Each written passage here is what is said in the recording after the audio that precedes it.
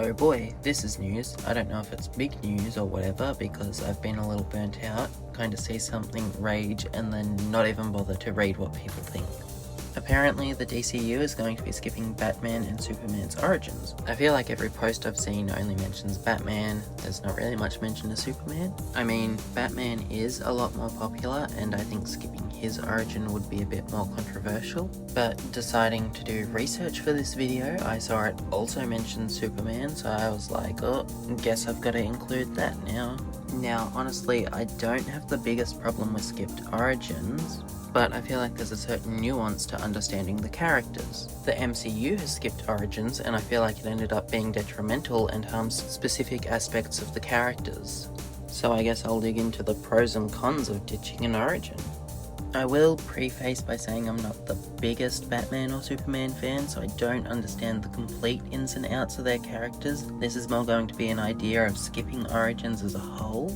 Since I do know their origins and know how important their origins are to their characters in general, I'm going to reference how the MCU handled it and try not to rant about it for too long, so let's get this bread. Have I done that one before? I feel like I have. Whatever. So, Spider-Man. When the MCU was preparing to introduce Spider-Man, they announced they would be skipping his origin as it had been done a million times, already twice on the big screen. And I can understand that. You don't want to dedicate 20 to 30 minutes of setup when everyone already knows it, and that's probably going to affect how the entire movie's going to play out. But it does help shape the character, as the Spider-Man we end up with is very flawed. It almost feels like the origin just doesn't happen at all, but MCU adjacent media references it and makes it feel like it happened. I just don't know. I feel like maybe it did happen, but with minor alterations, because the later movies kind of make me feel like certain aspects didn't happen. But I feel like going into this, you're supposed to expect it did happen, because otherwise they wouldn't say they were skipping his origin, they would say that his origin is different. So, in the main MCU, we're left with an immature Peter who's using his powers a lot more for personal gain, makes a lot more bad decisions, and relies a lot on his fellow heroes. Not a bad angle, does just feel like a less mature Spider-Man in general, but it doesn't feel like that's what they were going for.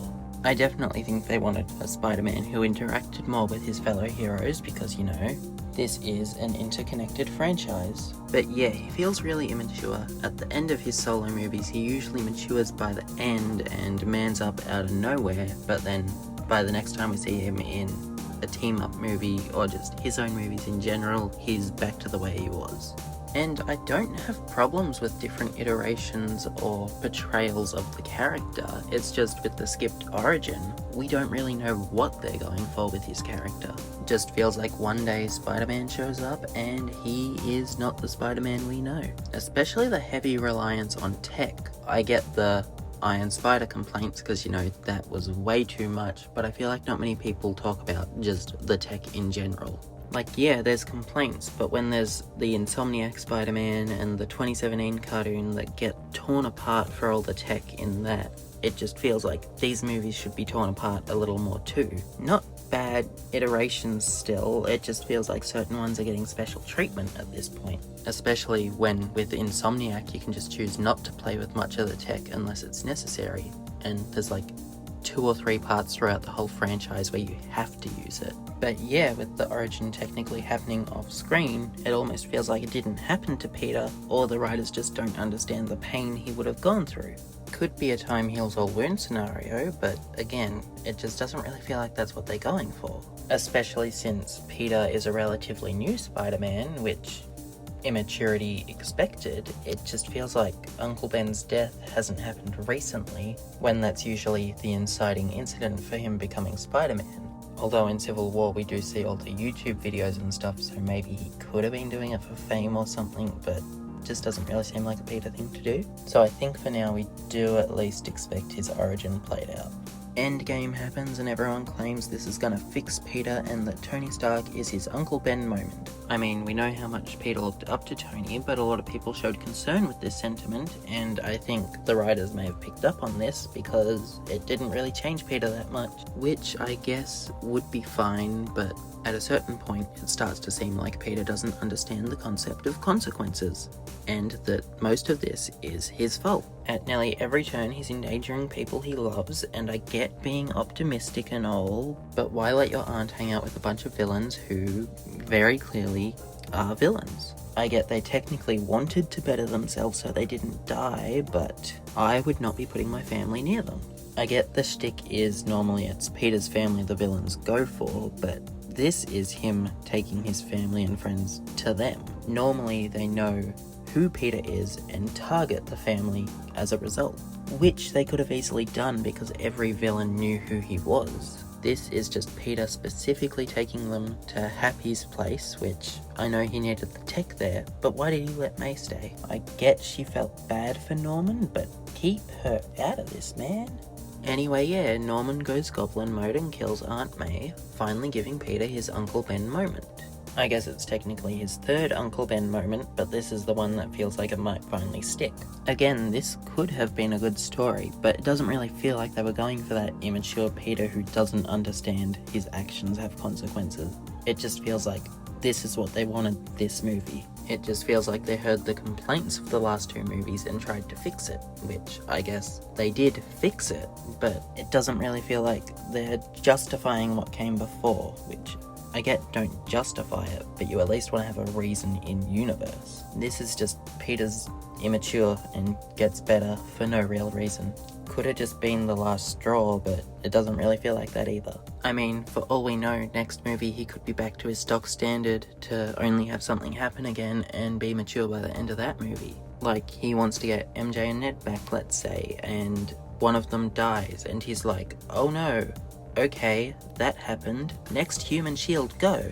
I mean, I'm exaggerating, but I feel like if we actually saw his origin, he may not have come out half-baked. I'm gonna sound like a broken record, I get wanting to skip his origin, but that doesn't mean it didn't happen.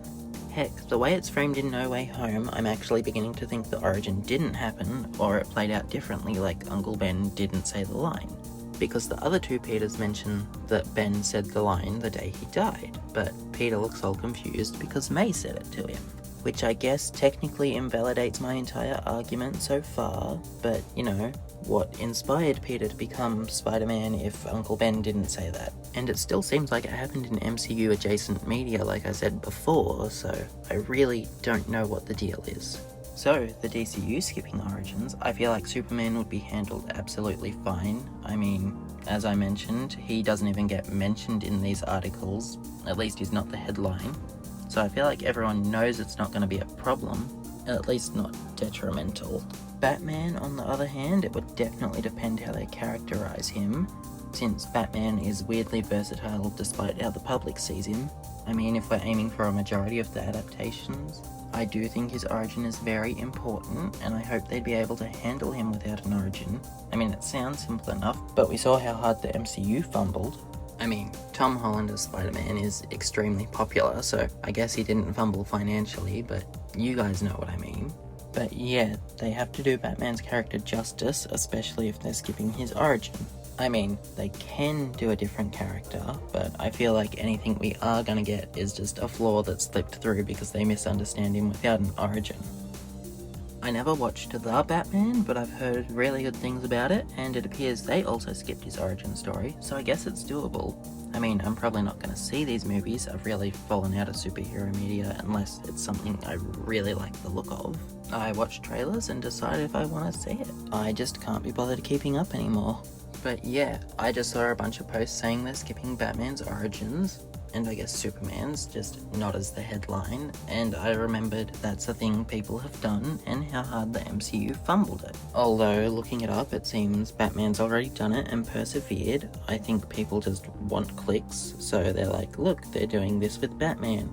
Again, they tend not to mention again, but yeah, I thought it was something to discuss. So I guess I'll pass the torch on to you guys now. What do you think of hero origins? Do you think they're necessary for every adaptation? Do you think heroes can be done right without them?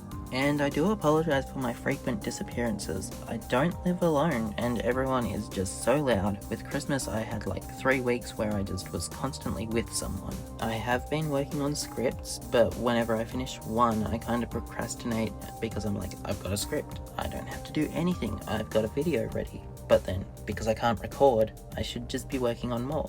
But yeah, I'll stop ranting about random stuff. I guess this is my sign to sign off now, so I'll be seeing you once again.